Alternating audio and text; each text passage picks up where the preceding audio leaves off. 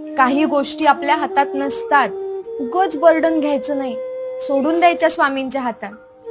अरे इथपर्यंत घेऊन आलेत ते, इथून पुढेही स्वामीच नेणार आहेत आपल्याला. स्वतःवरती विश्वास ठेव, सगळं नव्याने सुरू करता येईल. आणि ही जी लोक असतात ना आपल्याला नावं ठेवणारी, यांची स्वतःचीच काही आयडेंटिटी नाहीये.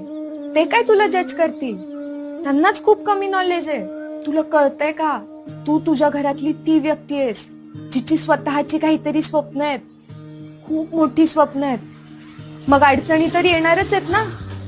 अरे ज्या गोष्टी कुणीच नाही केल्या त्या गोष्टी तुला करायच्या. मग या प्रवाहाविरुद्ध चालताना त्रास तर होणारच आहे ना. तो त्रास सहन करण्याची क्षमता आहे आपल्यात, म्हणून आपण आर्टिस्ट आहे, आपण जगा वेगळे. आणि हे सिद्ध करायचं नाहीये, ही जी जर्नी आहे ना ती एन्जॉय करायची.